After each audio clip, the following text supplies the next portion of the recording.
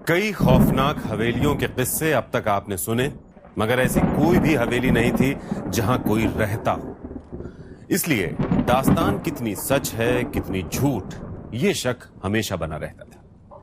मगर आज जिस हवेली में हम आपको ले चलेंगे वहां एक परिवार रहता है और साथ में रहती है रमिया, जिसे मरे 200 साल का वक्त गुजर चुका है।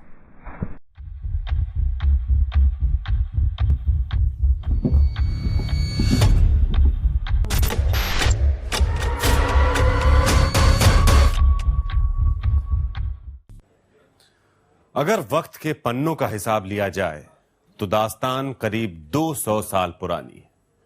उत्तर प्रदेश में एटा के पास एक हवेली है। वीरान नहीं, बाकायदा आबाद है एक परिवार के लोगों से, मगर तबाह है एक रूह से। जी हां, इस हवेली में जिंदगी और मौत साथ साथ रहते हैं। अगर हादसों के मद्देनजर फैसला लिया जाए तो यहां मौत जिंदगी पर बहुत भारी पड़ी। एक रमिया अब तक कई लोगों की जान ले चुकी है।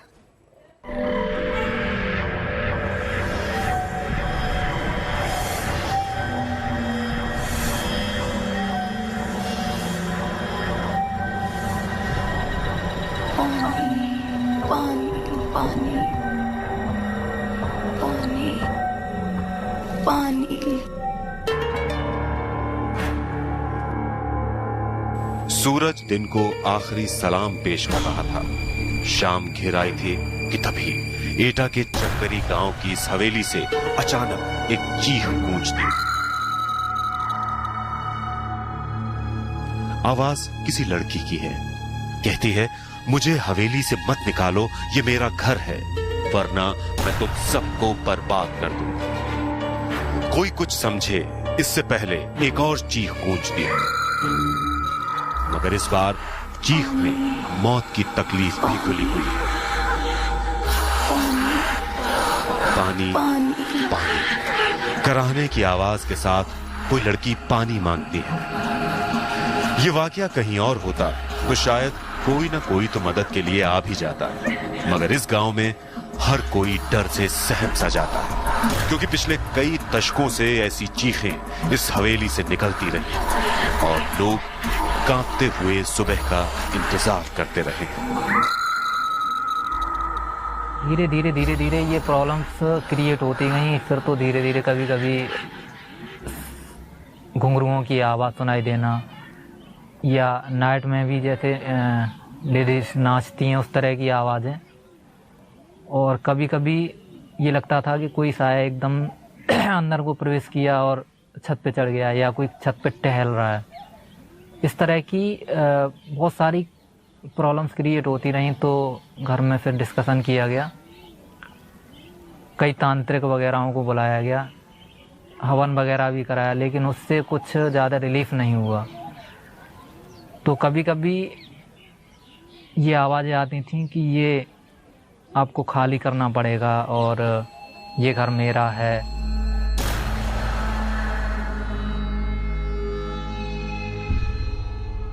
कौन है ये लड़की और इसका इस घर से क्या रिश्ता है? क्यों दिन ढलते ही इस हवेली के पास से होकर गुजरने वाले रास्तों पर कब्रिस्तान सा सन्नाटा पसर जाता है और एक अजीब अनमनी सी लड़की इस हवेली में भटकती दिखाई देती है। कभी झरोखे से झांकती तो कभी हवेली की छत से टकटकी लगाए दूर किसी मुसाफिर का इंतजार करती। जिसने उसे गौर से देखा है बताते हैं कि उसकी नजरें बर्छी की तरह कलेजे को चीरती सी लगती। मगर कभी इन्हीं नजरों के दीवाने थे लोग। इस ड्योढ़ी के नीचे इंतजार करते थे लोग, खिड़की खुले उसका दीदार हो और दिन को खोलने की इजाजत मिले। ऐसा जलवा था रमिया का। अरे साहब, बड़ा नाम था रमिया का। बड़ी बड़ी दूर से राजा महाराजा उसका मुजरा सुनने के लिए उसे बुलाया करते थे। बड़े बड़े सेठ साहूकार भी गांव के चक्कर लगाया करते थे। हवेली के बाहर बैठी ये बिल्ली देख रहे हैं आप, किसी भी आम बिल्ली जैसी नहीं है। मगर गांव वाले उसे देखते ही कांप गए। न सिर्फ कांप गए बल्कि हमें हवेली की तरफ जाने से भी रोक दिया। जानते हैं क्यों? क्योंकि वो रमिया ही थी, रूप बदलने में माहिर, पल भर में लड़की, पल भर में बिल्ली, या फिर कुछ और। हमारे बुजुर्ग बताओ करते कि जहाँ हवेली में एक खूबसूरत सी लड़की निकलती और फिर वो गायब रह जाती। जब वह पकड़ने के लिए जाते तो कबू तो बिल्ली बन जाती वो। आज इस कोठी में जिंदगी और मौत दोनों का बसेरा है। दूसरी हवेलियों की तरह ये खाली नहीं है। यहां गुजरे दौर की तवायफ रमिया की रूह भी रहती है और इस कोठी के मालिकान भी। मगर मौत के साए में लगातार सांस लेती इन जिंदगियों पर क्या गुजरती है, इनसे पूछिए, क्योंकि इन्होंने अब तक कई अपनों को खो दिया है। हद तो ये है कि इस हवेली के बच्चे भी शैतानी करने या चहकने से पहले सोचने लगे हैं। इस हवेली में आज जितनी भी जिंदगियां बाकी बची हैं, उनके चेहरों पर जिंदगी का कोई नामो निशान नजर नहीं आता। एक खूबसूरत मगर खौफनाक चेहरा उन्हें लगातार नजर आता है, एकटक घूरता हुआ, शायद ये पूछता हुआ कि इतने लोगों की मौत के बाद भी क्या हिम्मत बाकी है यहां रहने की। मगर रमिया आखिर क्यों इंतकाम की आग में झुलस रही है? क्यों उसे मासूम बच्चों पर भी तरस नहीं आता?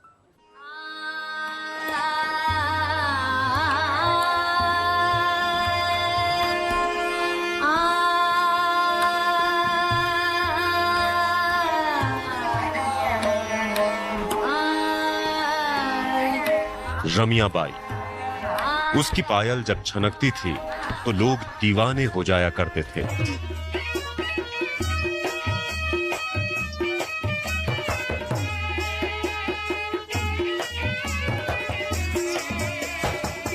हर हवेली का मालिक ये सपना पाला करता था कि एक दिन ये घुंघरू उनके, सिर्फ उनके लिए खनके।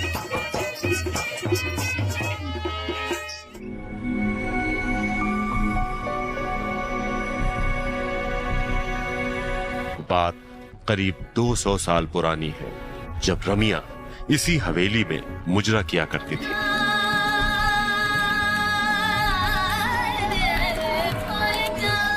रमिया के दीवानों की फेहरिस्त में इसी इलाके के 2 सगे भाइयों का नाम भी शुमार हुआ करता था, जो तकरीबन हर शाम उसी के पास गुजारा करते। मगर रमिया उस बला का नाम था जिसकी खूबसूरती और हुनर के आगे क्या रिश्ते, क्या नाते पल भर में बिखर जाते थे।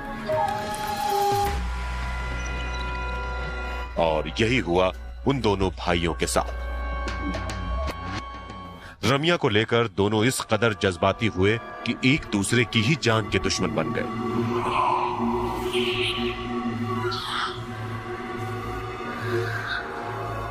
और जब रमिया ने बेकाबू हालात काबू में करने की कोशिश की तो गुस्से से लहराता एक खंजर रमिया के ही शरीर में उतर गया।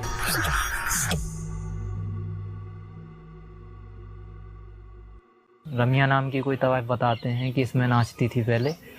तो आपस में 2 भाइयों में ही उसको लेके मतभेद हो गया।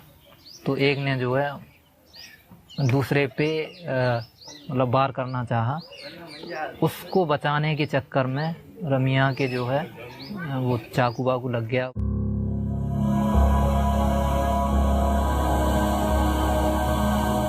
चाकू बहुत गहरा जख्म छोड़ गया था। जिंदगी की सांसें टूटी हुई पायल के घुंघरुओं की तरह बिखरती जा रही थी। मौत दस्तक दे चुकी थी। पानी पानी सूखे हलक से सिर्फ इतना निकल रहा था, मगर वह कोई होता तब ना।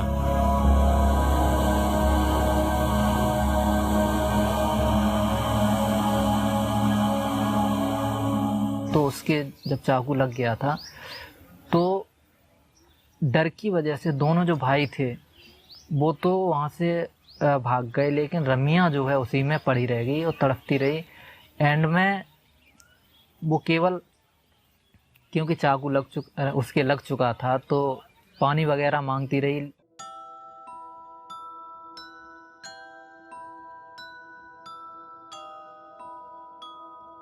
रमिया के साथ ही नाच गाना मस्ती ठिठोली सब कुछ खत्म हो गया। उसकी मौत इस हवेली पर बहुत भारी पड़ी। वक्त बीतता गया मगर उसकी यादें कभी धुंधली नहीं पड़ी। पड़ती भी कैसे, क्योंकि रमिया ने तो इस हवेली को छोड़ा ही नहीं। वो आज भी लोगों को नजर आती है मगर गाती गुनगुनाती नहीं, बदहवास घूमती हुई याद करती हुई उन सुनहरे दिनों की, जब एक महफिल उठती कि दूसरी सजने को बेताब हो जाती। फर्क सिर्फ इतना है कि 200 साल पहले इस ड्योढ़ी से निकला हर कदम मस्ती से झूमता हुआ निकलता, मगर आज यहां से लाशें निकलती हैं। जब मेरी मम्मी जी को ये दिखाई दिया था उसके 3-4 महीने के बाद जो है वो एक्सपायर हो गई। काफ़ी इलाज वगैरह कराया उनका, लेकिन कुछ फ़ायदा नहीं हुआ उससे। धीरे धीरे प्रॉब्लम्स और बढ़ती ही गई। एक बच्चा हुआ था मेरा, वो ऑन स्पॉट ख़त्म हो गया, दूसरा लगभग 1 महीने के बाद, और तीसरा 1 साल का हो गया था।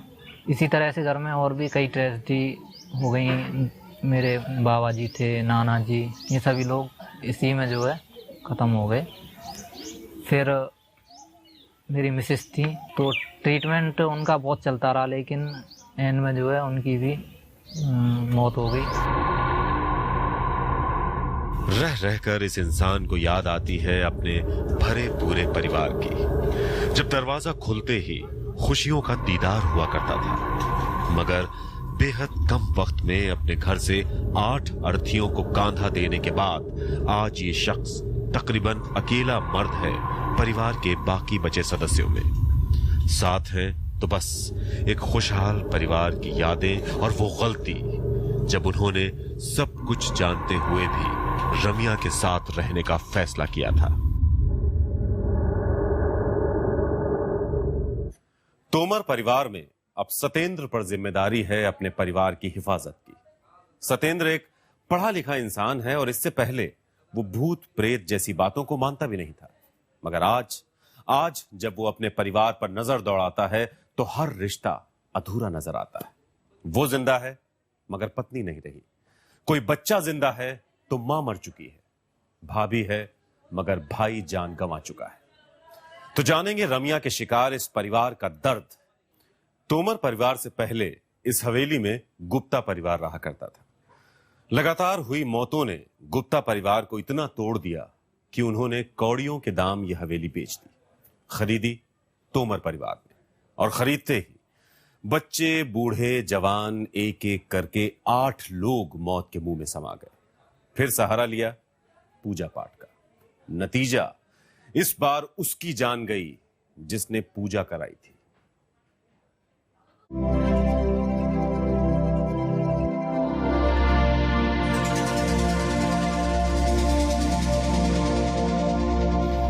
एटा आगरा रोड पर बसा चमकरी गांव वक्त के पलों को बुनते बुनते आज तकरीबन 200 साल गुजार चुका है। उस हादसे के बाद यहां कुछ नया नहीं हुआ सिवाय रमिया की दास्तान के, जो यहां के ताने बाने में बुन सी गई है, कुछ इतनी शिद्दत से कि बाकायदा नजर भी आती है। अनमनी सी भटकती हुई हवेली के बाहर भी और अंदर भी। नतीजतन इसके मालिकान इसे बेच देना ही बेहतर समझते रहे। ये हवेली पहले हमारी थी, फिर इसमें हम रहते थे। इसमें घुंघरू की आवाज आती थी और डर भी लगता था, और कुछ मौतें भी हो चुकी थी, इसलिए ये हवेली हमने छोड़ दी। फिर औने पौने में बेची गई ये हवेली 1987 में, क्योंकि पहले के मालिक गुप्ता परिवार ने भी हादसों का जो दौर देखा तो मन उचट सा गया इस हवेली से। रही बात खरीदने वालों की, तो खरीदने वाले ने कौड़ियों के दाम में मिल रही इस जायदाद के लिए सारे किस्सों को खारिज कर दिया। मगर जब से यहां आए बेचारों का एक भी पल सुकून से नहीं गुजरा। वास्तव में कुछ भूत या प्रेत या प्रेतात्मा का साया है जो कि लोगों को परेशान एक्चुअल में करता होगा। लोग बताया करते थे कि पहले इसमें मुजरा वगैरह हुआ करता था और तवाइफें वगैरह इसमें नाचती थीं।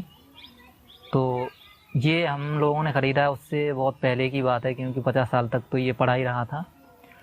और हम लोग इसको खाली भी करना चाह रहे हैं। कोशिश ये कर रहे हैं कि जैसे ही जितनी जल्दी व्यवस्था हो जाती है दूसरी जगह शिफ्ट करेंगे जाके।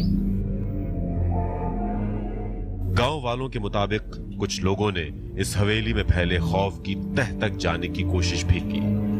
कुछ जिंदा दिल हवेली के नीचे बने तहखाने में गए भी, मगर उस दिन के बाद उन दिलेरों को किसी ने नहीं देखा। ये जो है इसके अंदर एक तहखाना है और यहाँ जो है मतलब पहले लोग डरते, डर की वजह से कोई घुसता नहीं था इसमें, और जो घुस गया वो निकला नहीं।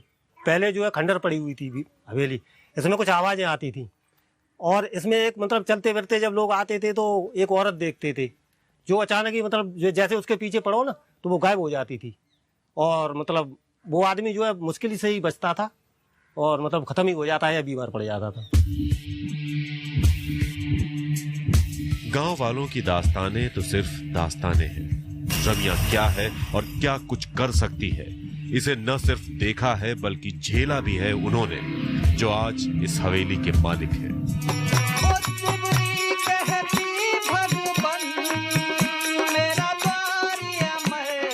8 हादसों के बाद हालात काबू करने के लिए उन्होंने वो सब कुछ भी किया जो भूत प्रेत से बचाव का सदियों पुराना तरीका है।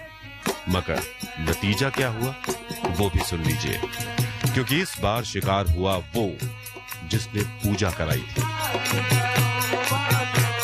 लोगों ने बताया था कि हवन वगैरह आप कराइए, तो भागवत हुई थी यहाँ माता का थान है वहाँ पे, तो उसके जो घड़ा वगैरह होते हैं वो सिराने के लिए गए थे नहर में, और वो भी वहीं पे नहर में मतलब डूब गए और ख़त्म हो गए।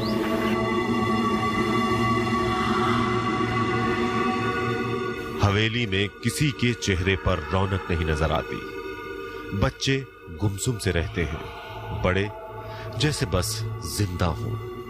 घर घर सा नहीं लगता, और लगे भी कैसे, क्योंकि घर ने उन्हें कभी अपनाया ही नहीं, अलबत्ता छीना जरूर उनके तमाम अपनों को अचानक।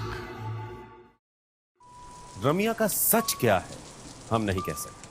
हाँ, इतना जरूर कह सकते हैं कि यहां रहने वाले दोनों परिवारों में बेहिसाब बेवजह मौतें हुई, और अगर ये सब कुछ इत्तेफाक है तो यकीनन बहुत खौफनाक इत्तेफाक है, शायद रमिया के खौफ से कहीं ज्यादा खौफनाक।